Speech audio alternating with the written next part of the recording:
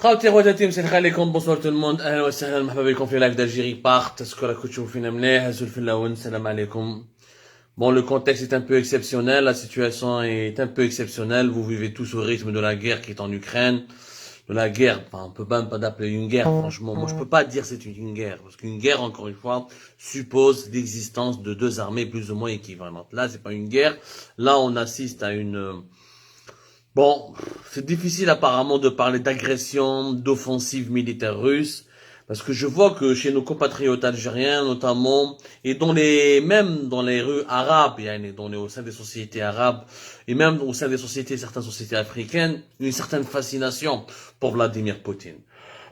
On va parler aujourd'hui du phénomène Vladimir Poutine et de ce que peut nous dire, la fascination que beaucoup de nos compatriotes algériens et algériens entretiennent à l'égard de Vladimir Poutine. Il y a une fascination qui est énorme. Je peux pas parler au nom des Marocains, des Tunisiens, des Égyptiens, où la situation diverge d'un pays à l'autre. Je connais quelques pays africains de l'Afrique subsaharienne, mais les pays que je ne maîtrise pas, que je ne connais pas, même si je les connais suffisamment bien, mais je préfère parler de mon pays. Je me suis spécialisé dans mon pays. Je préfère parler de mon pays. Alors, ce que j'ai constaté à Jma'a, c'est que il y a deux choses. D'abord, premier élément, il y a la crise ukrainienne. D'abord, on peut parler d'agression. Poutine, tu es pro-russe, tu es pas pro-russe, on doit reconnaître qu'il y a une agression. Il y a un pays qui est puissant, qui a une armée puissante, qui a mobilisé cette armée puissante pour franchir les frontières d'un autre pays, un pays qui est reconnu comme étant libre et indépendant par l'Organisation des Nations Unies, où il a voulu donc s'en prendre à ce pays-là, il a voulu provoquer par la force un changement politique au sein de ce pays-là, et tout en prenant des régions entières qui ont été annexées, qui ont été amputées du territoire de ce pays-là. Donc nous sommes dans le cadre d'une agression. Dans le cadre d'une agression pure et simple. Mais d'abord, avant qu'on soit d'accord, qu'on aime, moi j'ai pas de problème avec la Russie, moi je suis quelqu'un qui est fasciné par le personnage de Vladimir Poutine. Personnellement, je trouve que ce que Poutine a fait pour son pays, c'est extraordinaire. Après, je ne suis pas, Manish Mehboul, je comprends pas comment certains Algériens et Algériens considèrent Poutine comme le héros, comme il est tout miel, tout sucre, comme s'il s'agissait de quelqu'un c'est pas le Père Noël, il n'est pas un ange, ce n'est peut-être pas le diable, mais il n'est pas un ange.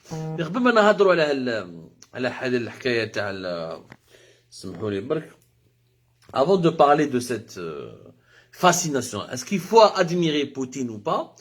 D'abord, la crise ukrainienne a révélé la grande hypocrisie de la diplomatie algérienne. La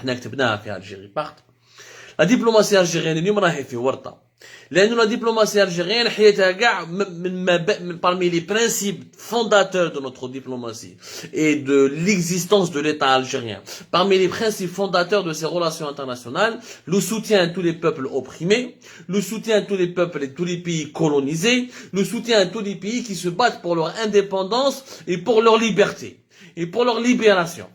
Et pour l'émancipation du joug colonial. Ça a toujours été depuis l'indépendance de l'Algérie le principe fondateur de notre diplomatie et des relations internationales que l'État algérien veut construire avec le reste des pays du monde. Ce qui est noble, ce qui a distingué notre pays du reste du monde et ce qui fait d'ailleurs la force et la noblesse de notre pays. Elle dit, mais, l'Algérie, c'est que l'État algérien, le Sahara occidental, à juste titre.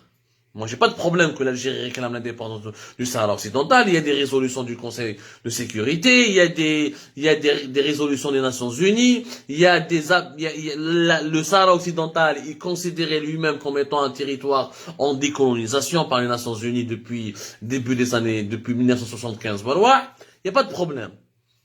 Tu crois, l'État algérien veut que le Sahara occidental soit indépendant. Cette position de la diplomatie algérienne, et l'Algérie a soutenu le Timor oriental, qui a pris son indépendance récemment depuis l'Indonésie. Elle a soutenu pas mal de pays qui ont, depuis les années 70, l'Algérie a soutenu, financé, etc., énormément de pays qui se battaient contre l'oppression coloniale. On va dire encore une fois, c'est noble. Mais silence total de l'Algérie. Silence total. Alors que nous avons un pays qui gouverné par Vladimir Poutine, une armée qui envahit un autre pays. Lequel on applique les principes de la diplomatie algérienne, normalement, Jazair doit condamner. Aucune réaction de la diplomatie algérienne. Ni un communiqué. La seule réaction pour le moment, appel à la vigilance pour la communauté algérienne. La communauté algérienne estimée à entre 6 000 et 7 000 personnes, on leur demande de rester chez eux à la maison, de ne pas prendre des risques. On n'a pas pu organiser une opération de rapatriement. C'est pas un problème. Mais aucune position officielle de l'État algérien par rapport à la crise ukrainienne. L'État algérien, toute la journée, oui, le Sahara occidental doit être indépendant, oui, le Sahara occidental doit être décolonisé, oui, il faut que le peuple sahraoui choisisse son destin, oui, le Sahara occidental doit exister en tant que pays indépendant. Très bien, ok. Partons plutôt du postulat que les Sahraouis est un peuple qui veut être indépendant, il en a le droit. Ok. Oualash le peuple ukrainien n'a pas le droit d'être indépendant? Oualash les Sahraouis ont plus de droits que les peuples ukrainiens? Pourquoi l'Ukraine qui existe depuis le début des années 90 à la fin de la chute, après la chute de l'Union soviétique, au même titre que beaucoup d'autres pays qui composaient l'Union soviétique, l'Arménie, l'Azerbaïdjan, le Kazakhstan, pourquoi tous les autres pays doivent rester indépendants sauf l'Ukraine? Chefna, une armée hyper puissante. La Russie, plus de 60 milliards de dollars de budget militaire face à une Ukraine de 5 milliards de dollars. Chefna, un pays qui est hyper puissant, qui fonce vers un autre pays. Après, je parle pas de la géopolitique, hein. Je suis pas en train de dire l'Algérie, l'Ukraine avait tort de s'allier avec l'OTAN, que le président ukrainien Zelensky était le pion des Américains. C'est des polémiques, c'est des débats interminables. Et même si les Ukrainiens voulaient faire partie de l'OTAN, ils commençaient un pays souverain et indépendant. Après, est-ce qu'ils n'ont pas trop provoqué les Russes? Est-ce qu'ils avaient raison de provoquer? Le mouchkil ya jama'a, c'est que pourquoi les Algériens, qui passent leur temps à demander la liberté pour la Palestine, à demander la liberté pour le Sahara occidental, à soutenir tous les pays opprimés, on ne soutient pas un pays comme l'Ukraine qui est opprimé. Donc, les valeurs tawana, elles sont fausses. Nous sommes dans le cadre de l'hypocrisie. Parce que le régime algérien qui défend la liberté de la Palestine n'a absolument rien dit sur le massacre des Ouïghours. Les Ouïghours qui sont massacrés depuis de nombreuses années par la Chine, la fameuse minorité chinoise. La même chose, les musulmans de la Birmanie, les Rohingyas, comme on les appelle, la minorité musulmane, les Rohingyas de la Birmanie, l'État algérien, finalement, les valeurs humanistes, les valeurs de soutien à l'opprimé quoi qu'il arrive, quoi qu'il en soit, c'est des valeurs qui sont mensongères. Bien sûr, parce qu'aujourd'hui, je comprends que l'Algérie ne peut pas soutenir l'Ukraine parce qu'elle est l'alliée de la Russie. La Russie, partenaire traditionnel de l'Algérie, et le régime algérien a besoin énormément de l'approvisionnement de la fourniture militaire russe d'ailleurs qu'on nous payons. Et les Russes ne nous donnent pas les armes gratuitement, parce nous cher et rubis sur ongle, comme on dit. Et on les paye assez chèrement et en devise. Donc,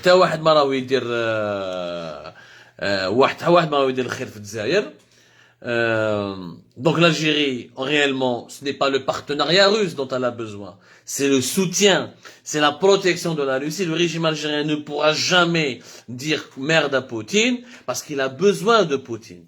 Parce qu'il a totalement besoin de Poutine. Non pas parce que Poutine il est génial, il est intelligent. Non parce que Poutine il est puissant. Le régime algérien croit savoir que Poutine va intervenir en Algérie comme il l'a fait en Syrie pour protéger le régime algérien.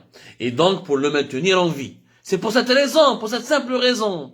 يعني ما نفهموش يا جماعة ما نقدروش سي با لا بان ديتر هيبوكريت ما تجيش تقول لي باللي انا وعندي دي فالور ولا ديكلاراسيون دو 1 نوفمبر لا غلوريوز ريفولوسيون وكذا ونهار كامل ونتايا عقاب لي ماروكان ولو سارا اوكسيدونتال وعقاب لي اسرائيليان بور لا باليستين ايتترا وتسكت كي تشوفونا سي اون اغريسيون حبينا ولا كرهنا ان بيي فور est en train de s'attaquer à un pays faible. Le pays faible a voulu s'allier avec les États-Unis, a joué avec le feu. Je ne peux pas comprendre. Je ne peux pas soutenir quelqu'un qui a la deuxième plus grande armée du monde contre un petit pays qui se débrouille à peine pour assurer la sécurité de ses frontières. Ça s'appelle Hogara. Hogara. Au Lucan, on était cohérent avec nos principes, l'État algérien aurait réagi. Oh, tu peux faire au moins lancer un appel, j'appelle à la désescalade, j'appelle au calme, j'appelle à l'application à la négociation, ou au dialogue diplomatique, j'appelle au respect du droit international. L'Algérie passe son temps à parler du droit international dans le Sahara occidental. Elle passe son temps à parler du droit international dans la Palestine. Les diplomates algériens, ils font des discours à New York, à Bruxelles, à partout, pour dire que nous sommes partisans de la légalité internationale, du droit des peuples de disposer d'eux-mêmes. Pourquoi on devrait refuser au peuple ukrainien ce que nous voudrions donner, offrir au peuple sahraoui ou au peuple palestinien? Elle est l'hypocrisie. L'hypocrisie, c'est que le régime algérien, il veut faire partie d'un nouveau monde. Le régime algérien, Poutine va durer le plus longtemps au pouvoir et que le modèle de la Russie actuelle triomphe un peu partout parce qu'il veut faire partie de l'axe Pékin-Moscou. Il veut voir le régime algérien qui met Bachar al-Assad, Bachar al-Assad il a réagi. Bachar al-Assad dans une déclaration, mais la Russie ne se bat pas contre l'Ukraine, elle se bat pour sauver l'humanité. Je vois il y a un criminel de guerre, un vassal, un esclave des Russes qui parle, c'est normal, parce que qui c'est qui a maintenu Bachar al-Assad au pouvoir? C'est la Russie. C'est la Russie, c'est Poutine, avec l'aide de l'Iran. C'est pas plus. Donc, les Algériens, c'est pour ça que je viendrai au sujet de la fascination pour Poutine. Voilà, c'est un sujet, pour moi, c'est un débat important. Les Algériens, donc, les valeurs taouana sont fausses. Notre solidarité par rapport à certains, au peuple, vis-à-vis des peuples opprimés n'est pas réelle, n'est pas sincère. On est solidaire uniquement dans les questions où nous avons des intérêts. On ne croit pas à la liberté réellement, nous les Algériens, parce qu'on a à Poutine, Dieu. Ok. Je suis admirateur de Poutine, sincèrement. Sur le plan purement personnel, je trouve que Vladimir Poutine, depuis son accession au pouvoir en 1999, il a révolutionné la Russie. Il a réveillé son pays. Il a transformé son pays en une puissance qui a perdu son prestige, qui a perdu de sa puissance, en une puissance qui s'est effondrée, qui a décliné. Il a redonné à son pays le prestige et la puissance qu'elle avait perdu. Il n'y a rien à dire. La Russie de 99, la Russie d'Alium, rien à dire. Il y a eu les Jeux Olympiques de l'hiver de Sochi 2014, il y a eu la Coupe du Monde de 2018, il y a eu la Russie est restée parmi les 20 pays les plus riches du monde. Ça, c'est le bilan de Poutine. Bon, Poutine n'a pas réussi tous ses objectifs. Poutine voulait faire de la Russie le 5e pays le plus riche au monde. Il n'a pas réussi, mais la Russie reste entre le 10e et la 12e puissance la plus riche du monde. La Russie n'est plus dépendante de l'étranger pour se nourrir, alors qu'avant les Russes, avant 1999, ils faisaient la queue. Il n'y avait pas de semoule, il n'y avait pas de pain, il n'y avait pas de médicaments. Aujourd'hui, la Russie, rien qu'avec les exportations de blé, elle gagne plus de 10 milliards de dollars par an. Elle exporte énormément de produits alimentaires. Elle exporte énormément de métaux stratégiques. Elle a révolutionné l'agriculture. L'agriculture russe, elle est devenue hyper puissante. Je ne fais un mot mener. La Russie arrive à satisfaire ses besoins les plus alimentaires, les plus fondamentaux au niveau de la sécurité alimentaire. C'est-à-dire que, Inch'Allah, même si l'Occident fait un blocus énorme sur la Russie pourra nourrir sa population. Je ne fais un mot mener. Où je fais la mener, c'est que Vladimir Poutine, depuis 2008-2009, il a fait de la sécurité alimentaire son principal objectif. La Russie, avec Vladimir Poutine, a réussi à se doter d'une véritable politique agricole, elle est devenue une véritable puissance agricole. Rien à dire, le bilan de Poutine est exceptionnel dans son pays. Dans son pays, le bilan de Poutine, il est exceptionnel. Il n'est pas parfait. Il y a des défauts. Il y a encore beaucoup de Russes qui sont pauvres. Le revenu par habitant en Russie, il est faible par rapport à l'Espagne, par rapport à l'Italie, par rapport à beaucoup de pays européens riches. Il y a beaucoup d'inégalités en Russie. Il y a encore de la corruption, il y a des oligarques, il n'y a pas une justice indépendante, il y a pas de démocratie, il y a une dictature. Aujourd'hui, Poutine a presque 70 ans, il a 69 ans, il est venu au pouvoir à moins de 50 ans. Pendant 20 ans, il a fait de bonnes choses, de mauvaises choses, mais son pays tient debout. C'est vrai. Maintenant, on a habité نفهم. Poutine مليح لبلادو. Qu'est-ce qui nous garantit باللي حنايا la Russie de demain ne fera pas comme les États-Unis d'aujourd'hui. Qu'est-ce qui nous garantit باللي حنا رانا نعيطوا نطبلوا بوتين وفلاديمير بوتين وتحيا لا روسي وcertains Algériens راهم يقولوا لك لا روسي وبوتين راجل وي راجل بلادو. Mais ça ne veut pas dire qu'il va construire ton pays à ta place. Ça ne veut pas dire qu'il voudra pas lui aussi après l'Ukraine il pourra s'attaquer à d'autres pays. Demain il va dessiner un nouvel ordre mondial. Ça ne veut pas dire qu'il sera plus mielleux ou plus gentil que les Américains. Ça ne veut pas dire qu'il va pas renoncer à attaquer d'autres pays étranger. Tu fais un moumelé. Ça ne veut pas dire qu'il va partager avec lui ses richesses. Ça ne veut pas dire qu'il va te vendre du lait ou là il va te donner du tourneau parce que la Russie c'est le 4e producteur mondial de blé. C'est le 1er producteur mondial d'orge. C'est le 2e producteur mondial de tournesol. C'est le 3e producteur mondial de pommes de terre et de lait. C'est le 5e producteur de viande et de volaille et des œufs à travers le monde. Mais ça ne veut pas dire qu'il va partager toutes ses richesses avec toi. C'est-à-dire que Poutine, il pense pour l'intérêt de son pays. Il se bat pour son pays.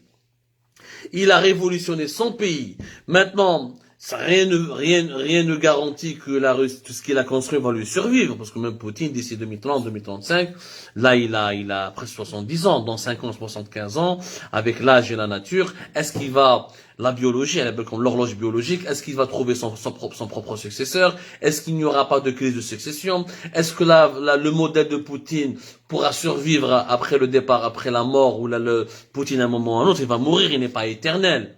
Mais Poutine, celui qu'on est en train d'admirer. Il a construit son pays. Mais ils ne feront jamais. Je vous dis, أنا فهمت حاجة les Algériens. Les Algériens حنايا حابين نخرجوا من التبعية. On veut sortir من التبعية للغرب نروحوا التبعية la Russie ou la Chine. Or, la réussite est d'être indépendant soi-même. La réussite est d'avoir vraiment notre propre modèle de gouvernance, notre propre capacité à construire notre propre puissance, à avoir notre capacité à se nourrir, à avoir nos propres technologies, notre capacité à fabriquer nos propres armes.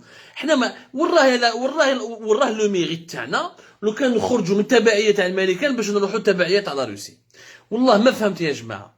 C'est quoi le sens? Ok, تحيا بوتين ونديرو كيما بشار الأسد يولي بوتين va faire des bases militaires en Algérie ou les soldats russes يديروا واش يحبوا في الجزائر ونديروا des mercenaires كيما فاغنر ونقعدوا نتخباو مول لي روس. هذه l'admiration réellement نقولوها بكل sincérité يعني نقول toute sincérité احنا بيناتنا les Algériens لازم نقولوها. Même s'il y a des étrangers parmi nous, c'est pas un problème. Il faut qu'on se remette en cause. Notre admiration pour la Russie de Poutine n'est finalement l'aveu de notre impuissance. Tellement nous ne sommes pas capables de construire notre propre pays. Tellement nous n'avons pas été capables de réaliser ce que l'économie russe a réalisé pendant ces 20 dernières années. Alors que nous avons un pays aussi grand, pas aussi grand que la Russie, mais nous faisons partie des 15 pays les plus vastes du monde du point de vue géographique. Nous avons du gaz comme la Russie, nous avons du pétrole comme la Russie, nous avons des potentialités en agriculture comme la Russie, mais comme nous avons échoué en tout, et nous sommes restés un pays dépendant pour se nourrir, dépendant pour s'armer, dépendant de l'étranger pour avoir de la technologie, dépendant de l'étranger pour se soigner, dépendant de tout. Réellement, on admire celui qui est en train de se battre contre l'Occident, parce qu'on aurait aimé avoir un Poutine à l'Algérienne. C'est ça le rêve des Algériens, ils rêvent d'avoir un dirigeant qui est Poutine.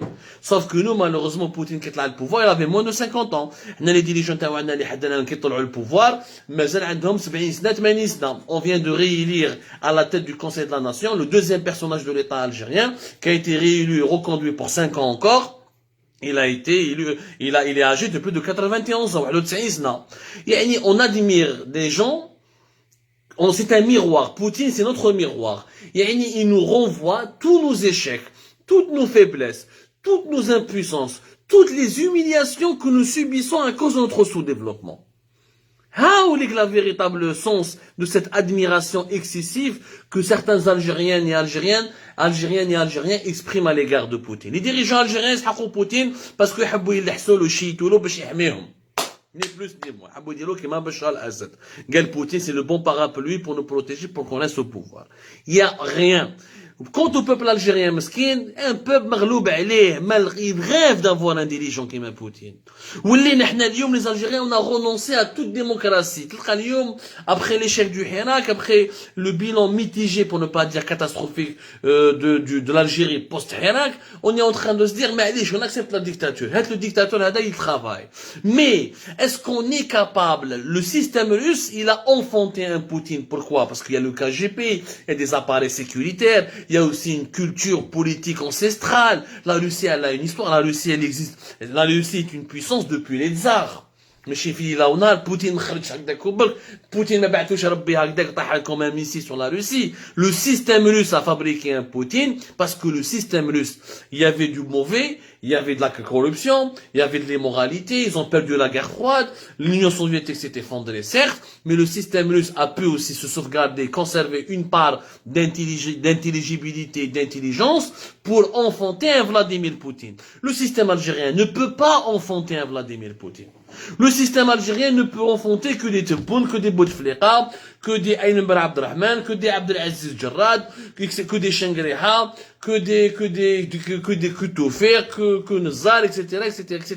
C'est-à-dire des dirigeants qui ont prouvé leur échec, qui n'ont pas eu la capacité de redresser le pays.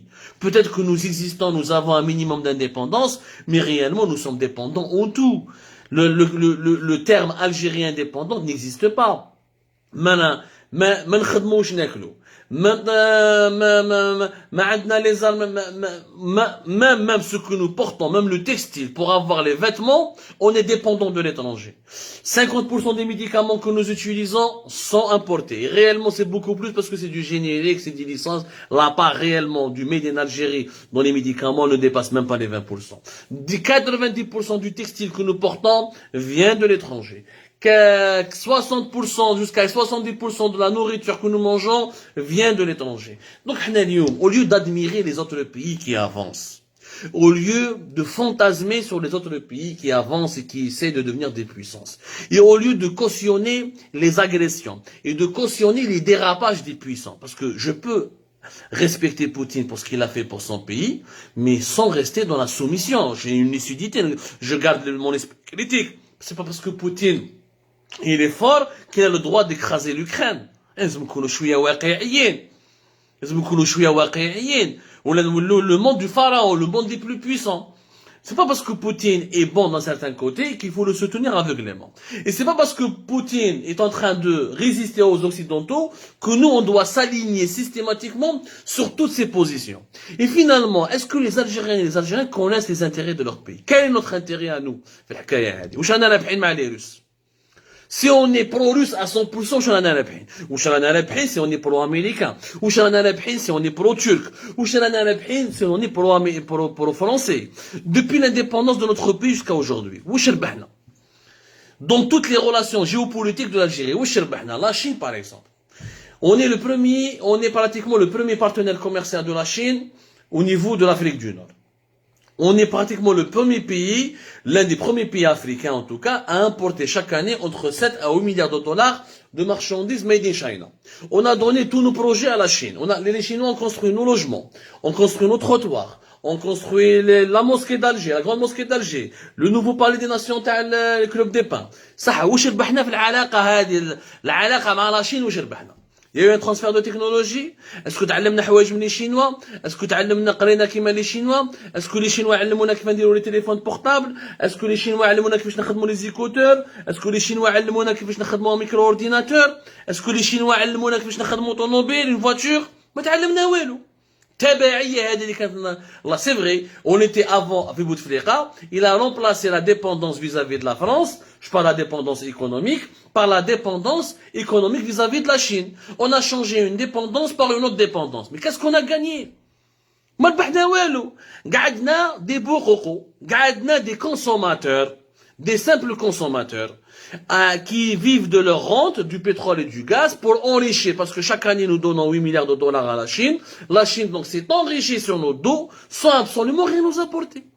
هذه الحكايه وفينالمون quand on va voir la dépendance vis-à-vis de la France on était plus gagnant avec la France qu'avec la Chine parce qu'avec les Français les entreprises françaises recrutaient il y avait des milliers d'Algériens qui ont été recrutés par les entreprises françaises qui étaient installées en Algérie. La dépendance maintenant qu'on va remplacer la dépendance française par la dépendance turque. واش ربحنا مع la Turquie واش ربحنا كاين la valeur ajoutée تقول لنا les partenaires la Corée du Sud تبعت les États-Unis. Ils ont été dans le camp des États-Unis. Mais la Corée du Sud, شوفوها اليوم. La Corée du Sud اليوم عندها سامسونج، عندها يونداي، عندها دايو، عندها كيا. يعني التبعية على la Corée du Sud pour les États-Unis عطات لهم الفرصة انهم يولوا un pays parmi les 20 pays les plus riches du monde. Parmi en tout cas les 30 ou 20 pays les plus riches du monde. Ce qui est vrai. شوفوا اليوم la Corée du Sud parmi les pays les plus avancés du monde. Voilà. Je peux vous citer pas mal de pays, des pays de l'Amérique latine, qui m'a le Mexique, qui m'a le Brésil, c'est beaucoup de pays asiatiques, qui m'a la Thaïlande, qui m'a les Philippines, qui m'a la Malaisie, qui m'a Singapour. Tous les pays qui sont dans le camp du capitalisme, le camp de l'Ouest, comme on dit. Ils ont appris des choses. Ils ont gagné, ils ont obtenu un modèle de développement. Il y a eu des transferts de technologie. حنا يا جماعة واش ربحنا؟ ما عندنا والو. ما ربحنا والو رانا برك في لي ريزو سوسيو تحيا بوتين تحيا كذا تحيا كذا وين راهو دابور بوتين ماهوش سامع بينا كاع اصلا دوزيامون nous sommes un pays tellement sous-développé que nous sommes loin des enjeux les plus importants du monde. Deux, trois, يا جماعة ça ne sert à rien de remplacer une colonisation par une autre. On veut حنا sortir de la colonisation occidentale pour aller vers la colonisation russe qui m'a dit là, c'est Bachar al-Assad ou Sherbah. Son pays est dévasté. Sa population, elle est devenue une population d'SDF. La Syrie est totalement détruite. Une économie à zéro. Mais où Sherbah Bachar al-Assad مع la Russie? مربح والو قتل شعبه. Maintenant c'est un vassal, un esclave chez les Russes. وكان بوتين غدوة يحب يبدل بشار الأسد يبدله ويدير بلاصتو واحد آخر خوه ولا وليدو etc. Rien on a gagné. On a absolument les Arabes n'ont rien gagné dans ce jeu de puissance. En conclusion, si nous devons admirer Poutine, il faudrait qu'on enfante quelqu'un comme Poutine en Algérie, ou là qu'on enfante un modèle qui est algérien. Et on peut réussir en étant une démocratie. Il y a beaucoup de pays les plus riches et des pays démocratiques. Pour le moment, excepté la Chine, la Russie, un peu la Turquie avec ses dérives autoritaires, la majorité des pays riches et stables, c'est des pays encore démocratiques. Démocratique par rapport à leur population. Au niveau interne, sur le plan interne, les pays les plus riches et les plus développés, ça reste les pays démocratiques. Mais tu te une dictature. Ok, tu un bon dictateur, voilà le bon dictateur. Si tu n'arrives, non, il n'y a pas de bon ou de mauvais modèle à l'étranger. Il y a des modèles qui comblent tes besoins. Est-ce que nous pouvons vivre comme les Chinois? بلا presse libre, بلا liberté critique, بلا ما نقدروش parce que l'Algérien est un être qui est fondamentalement libre depuis l'aube de l'histoire, depuis nos ancêtres berbères, et nous combattons pour rester libres, pour vivre libre. Donc ما نقدروش نعيشوا dans un système totalement totalitaire. Et puis le totalitarisme c'est inné, le système Boumediene il était totalitaire. كيف خلصت علينا Boumediene مات راح 10 ans après octobre 88 meurt نهار 10 سنين noires. On a testé la dictature en Algérie, ça n'a pas marché. On a testé la dictature, ça n'a pas marché. Maintenant, s'il y a un bon dictateur, parce qu'il y a de bons et de mauvais dictateurs, on va dire un dictateur qui est efficace, qui arrive à développer son pays. Le système algérien ne pourra pas l'enfanter. Ne pourra pas l'enfanter. Le système algérien cherche en ce moment des alliances pour être protégé. Le régime algérien, depuis l'indépendance Warouah, a échoué à faire d'un pays aussi riche de l'Algérie un pays puissant et économiquement prospère. Les atouts que nous avons, même les dirigeants les plus nuls en Russie, ou là à Taïwan, ou là en Chine, ou là en Amérique latine, ils auraient pu faire un paradis sur terre. Avec des dirigeants les plus incompétents, et les plus faibles, les plus médiocres.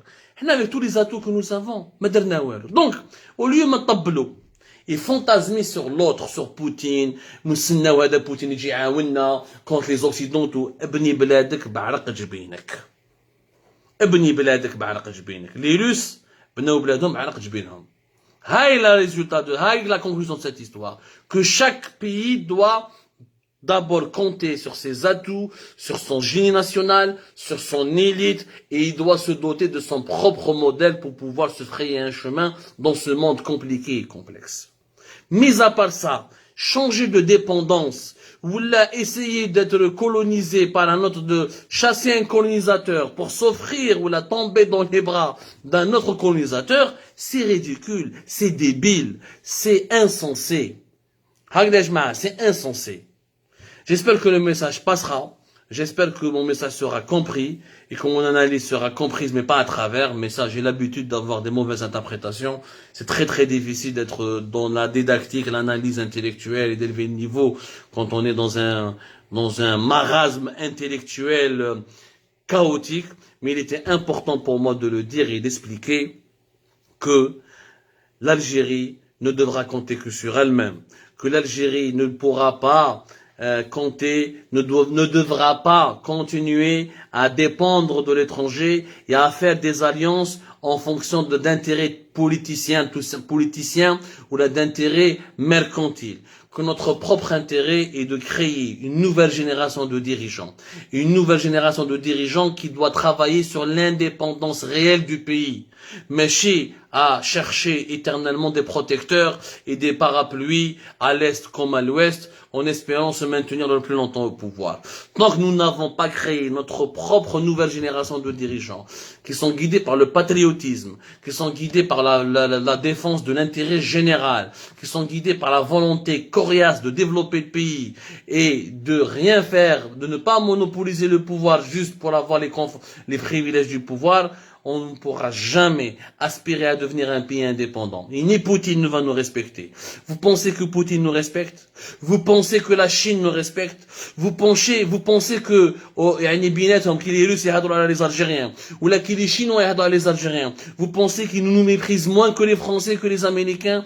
Ils nous méprisent autant que les Français et les Américains ou les Israéliens, pour la simple raison que nous sommes qu'un peuple de consommateurs, qu'un pays qui est dépendant, qui ne peut absolument pas se débrouiller pour survivre et prendre en main son destin. Tant que tu es un petit pays, tant que tu es un simple consommateur, tant que tu ne crées rien et tu n'apportes pas de la valeur ajoutée à l'économie mondiale et à la mondialisation, tu ne pourras gagner le respect de personne, d'absolument personne. Merci beaucoup d'avoir suivi notre live et le débat se poursuit sur les diverses plateformes d'Algérie.